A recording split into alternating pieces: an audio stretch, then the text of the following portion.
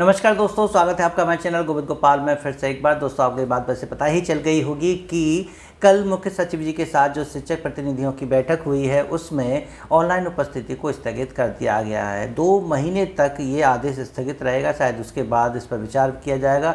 इन 2 महीनों के बीच में मुख्य सचिव के द्वारा निर्देशित जो कमेटी बनाई गई है वो डिसाइड करेगी कि ऑनलाइन हाजिरी कैसे लगवाई जाए। उससे पहले चाहे शिक्षकों की जो मांगें हैं वो पूरी करनी पड़े, लेकिन शायद सरकार अभी इस आदेश को पूरी तरह से निरस्त करने के मूड में नहीं है, इसलिए सिर्फ ये स्थगित किया गया है। आगे की स्थितियों को देखते हुए शायद इसको पुनः लागू कर दिया जाए। शिक्षकों की मांगें हैं, उन मांगों को पूरा किया जा सकता है, नहीं किया जा सकता, इस पर कमेटी जो है अपना विचार रखेगी। साथ ही साथ इस ऑनलाइन उपस्थिति के आदेश को कैसे दोबारा से प्रभाव में लाया जा सके इसका भी जो है सुझाव देगी। तो कमेटी तो गठित हो चुकी है, लेकिन अभी इसका निर्णय कितने दिन में आएगा इसके बारे में कुछ नहीं कह सकते हैं। कहीं कहते हैं कि 15 दिन में ही कमेटी अपना निर्णय दे सकती है, तो कहीं 2 महीने का समय बता रहे हैं। तो किसी पोस्ट में ये 6 महीने का भी समय दिखाई दे रहा है कि 6 महीने तक शायद कमेटी अपना रिपोर्ट दे पाएगी। और जैसा कि आप जानते हैं कि कर्मचारी जब भी एक विशाल धरना आयोजित करते हैं और लगता है कि वो सफल भी हो सकता है, तभी एक कमेटी बनने वाली बात सामने आती है। एक कमेटी बनती है, लेकिन उसकी रिपोर्ट कब और कितने दिन में आती है इसके बारे में आप भली बात ही जानते हैं। शिक्षा मित्रों के लिए कमेटी बनी थी 2017 में, उसके बाद अभी हाल ही में बनी शिक्षा मित्रों की मानदेय बढ़ोतरी के लिए कमेटी, उसकी भी रिपोर्ट नहीं आई है। और अब शिक्षकों की समस्याओं के समाधान के लिए भी ये कमेटी बना दी गई है। इसकी रिपोर्ट कब तक आएगी ये भी नहीं पता। कुछ लोग कहते हैं कि 15 दिन में इसकी रिपोर्ट आ जाएगी, तो कहते हैं कि 2 महीने में भी आ सकती है, और कहीं कहीं बता रहे हैं कि 6 महीने में भी इसकी रिपोर्ट आ सकती है। लेकिन जो ऑनलाइन उपस्थिति का आदेश है वो 2 महीने के लिए स्थगित किया गया है, और ये स्थगित है, निरस्त नहीं है। जबकि शिक्षकों की मांग है कि यह आदेश निरस्त होना चाहिए, स्थगित नहीं। हमें इस आदेश को निरस्त करवाना है, क्योंकि व्यवहारिकता में जो समस्याएं सामने आ रही हैं उनका समाधान कैसा होगा, जब तक हम इस बात से सहमत नहीं हो जाते हैं हम अपना विरोध प्रदर्शन जारी रखेंगे। इसके तहत शायद 29 जुलाई को भी जो है लखनऊ में धरना हो सकता है। अभी जो है शिक्षकों का विरोध जारी है, और इस बैठक में भले ही आदेश स्थगित हो गया है, लेकिन आंदोलन उनका अनवरत चलता रहेगा। लेकिन यह है कि इस कमेटी का कार्य क्या है, इस कमेटी में कौन कौन से सदस्य हैं, और आप स्क्रीन पर देख सकते हैं कि कमेटी के ये सदस्य हैं। यही डिसाइड करेंगे कि शिक्षकों की मांगें कैसे पूरी की जाएं और ऑनलाइन उपस्थिति को फिर से कैसे लगवाया जाए। आप इस कमेटी की रिपोर्ट के आने का इंतजार कर सकते हैं, लेकिन अभी शायद इस पर हम कुछ भी नहीं कह सकते हैं कि कमेटी की रिपोर्ट कब आएगी। लेकिन जो कमेटी का काम है कि शिक्षकों की मांगों को लेके उन पर विचार किया जाए, उनको दूर किया जाए, ऑनलाइन उपस्थिति में आने वाली व्यवहारिक समस्याओं को दूर कैसे किया जाए, इस पर विचार करेगी और शासन को रिपोर्ट देगी। उसके बाद ही कुछ हो पाएगा। तो सबसे बड़ा सवाल ये भी आता है कि शिक्षकों ने उसमें अपनी मांगें क्या रखी हैं। जब ये एक संयुक्त मोर्चा था जहाँ पर शिक्षक, शिक्षामित्र, अनुदेशक संघर्ष संयुक्त मोर्चा है, तो इसमें शिक्षकों की भी मांगें हैं, शिक्षा मित्रों की मांगें भी हैं, अनुदेशकों की मांगें भी हैं। तो क्या इन सभी की मांगें इस एक पटल पर जो है हल हो जाएंगी? क्या इस एक कमेटी के द्वारा शिक्षा मित्रों की, अनुदेशकों की और शिक्षकों की सभी समस्याएं खत्म हो जाएंगी? ये कमेटी की रिपोर्ट आने के बाद ही पता चलेगा। शिक्षकों की जो मुख्य मांग है उसमें से सबसे मुख्य है हाफ डे लीव। जी हाँ, जब शिक्षकों को अर्धावकाश मिलने लगेगा तो विद्यालय में पहुंचने के बाद, अटेंडेंस लगाने के बाद, अगर बीच में कोई ऐसी इमरजेंसी आती है जहां शिक्षक का घर जाना बहुत ज़रूरी है, तो वो कम से कम वहाँ हाफ डे लीव ले सकता है। उस ऑनलाइन उपस्थिति में ऐसी कोई व्यवस्था नहीं थी, और अगर ऐसा करता तो शिक्षक का वेतन पूरे दिन का काटा जाता। तो ये एक व्यवहारिक समस्या आती है जो कभी किसी के भी साथ हो सकती है। इसलिए इसका शिक्षकों ने विरोध किया और मांगा कि हमें हाफ डे लीव चाहिए। साथ ही साथ 30 EL भी उन्होंने मांगी हैं। और भी मांगे हैं शिक्षकों की, स्थानांतरण होना चाहिए, समायोजन होना चाहिए। इन तमाम जो है मांगों को लेके शिक्षा मित्र और अनुदेशक की जो मांगे हैं उनको भी इसमें शामिल कर लिया गया है।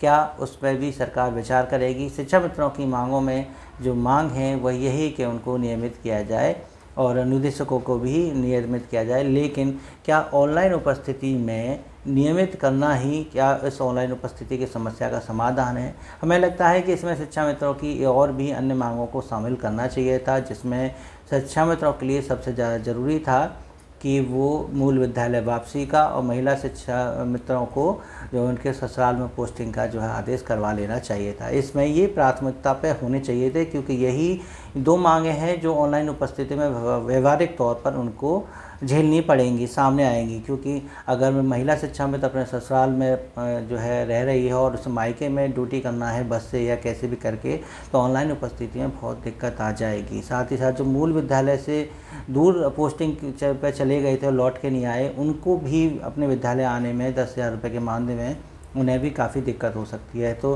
शिक्षकों के साथ शिक्षा मित्रों को इन 2 मांगों को पूरा करवा लेना चाहिए था। और ये मांगें इतनी अव्यवहारिक नहीं है, इतनी कठिन नहीं है कि शासन को इसको लेके काफ़ी मंथन करना पड़े। इनको चाहे तो सरकार बड़ी आसानी से पूरी कर सकती है। ये मानदेय बढ़ोतरी वाला मैटर नहीं है जिसमें पूरी एक कमेटी जो है ये सोचती है कि कितना बजट चाहिए, कितना प्रभाव पड़ेगा। लेकिन मानदेय बढ़ोतरी के लिए तो शिक्षा मित्रों के लिए कमेटी बनी हुई है। खाली इन दोनों के लिए अगर ये मांगें इसमें शामिल हो जाती तो शायद शिक्षा मित्रों को इस संघर्ष मोर्चा का कुछ ना कुछ फ़ायदा मिल जाता। लेकिन देखते हैं कि कमेटी की रिपोर्ट में कितनी मांगें शिक्षकों की पूरी होती हैं, कितनी शिक्षा मित्रों की होती हैं और कितनी अनुदेशकों की होती हैं।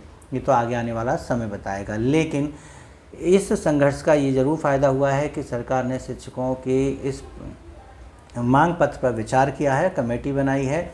यहाँ तक कि राष्ट्रीय शैक्षिक संघ माननीय बेसिक शिक्षा मंत्री से भी जाके मिला है और उनको भी अपनी समस्याओं से अवगत कराया है। ऑनलाइन डिजिटल की जो व्यवहारिक समस्या हैं उनसे अवगत कराया है। तो उन्होंने कहा है कि चलिए हम प्रयास करेंगे, माननीय मुख्यमंत्री से मिलेंगे और आपको जो है हाफ डे और 30 CL मेडिकल सुविधा दी जा सकती है या नहीं, इस पर भी विचार करेंगे।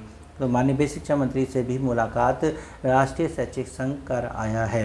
तो कहीं ना कहीं सभी शिक्षक संगठन अपने अपने प्रयास में लगे हुए हैं। शिक्षा मित्र संगठन भी अपने प्रयास में लगा हुआ है कि उसकी समस्याओं का भी समाधान हो जाए। लेकिन देखते हैं कि क्या सभी की समस्याएं एक ही आंदोलन में ख़त्म हो जाएंगी, और अगर नहीं होती हैं तो सभी को फिर से एकजुट ही रहना है।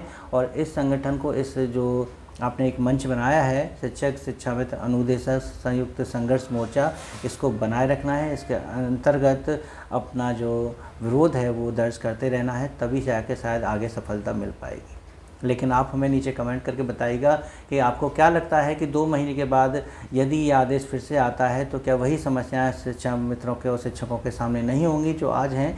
आज बारिश के मौसम की वजह से भले ही जलभराव की स्थितियों को लेकर दिनेश चंद्र शर्मा जी ने 200 फोटो जो है बैठक में दिखाए थे कि देखिए स्कूलों की ये हालत है, हम इसमें कैसे ऑनलाइन हाजिरी लगाएंगे। तो क्या 2 महीने बाद जब वो जलभराव नहीं होगा, रास्ते सूख कर सही हो जाएंगी, तो क्या ऑनलाइन उपस्थिति तब भी दी जा सकती है। ये सब चीज़ें मौसम पर अगर निर्भर कर रही हैं तो 2 महीने बाद मौसम बदल जाएगा और शायद उस आदेश को पुनः लागू किया जाएगा और शिक्षकों पर फिर जोर दिया जाएगा ऑनलाइन उपस्थिति के लिए।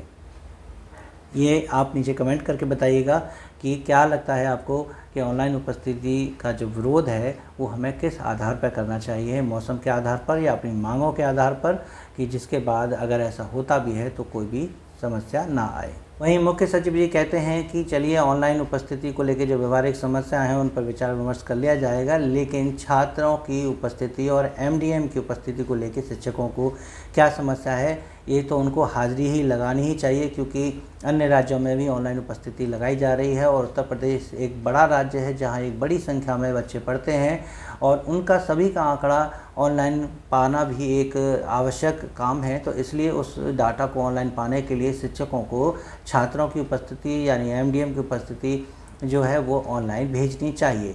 शिक्षकों की उपस्थिति को फ़िलहाल हमें टाल देना चाहिए, लेकिन जो 12 रजिस्टर में से 11 और अन्य बिंदु हैं उन पर तो शिक्षकों को काम करना चाहिए, क्योंकि हमने उनको 2-2 टैबलेट दिए हैं तो ये काम करना ही है। लेकिन अभी इससे संबंधित कुछ स्पष्ट आदेश नहीं है कि क्या वास्तव में अभी अन्य सभी बिंदुओं पर कार्य करना है, केवल शिक्षक उपस्थिति को ही छोड़ना है, या सभी जो डिजिटलाइजेशन वाला मैटर है वो काम करना पड़ेगा। अब इसके संबंध में प्रदेश अध्यक्ष जी का जो भी निर्देश आएगा शायद शिक्षक उसका पालन करेंगे।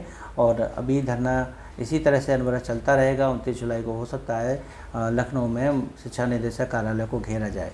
तो आप अपने कमेंट नीचे करके जरूर बताइएगा। वीडियो अच्छी लगे तो प्लीज़ लाइक और शेयर करना मत भूलिएगा। मिलेंगे आपसे अगली अपडेट में ऐसे ही कुछ नई अपडेट के साथ। तब तक के लिए नमस्कार, जय हिंद।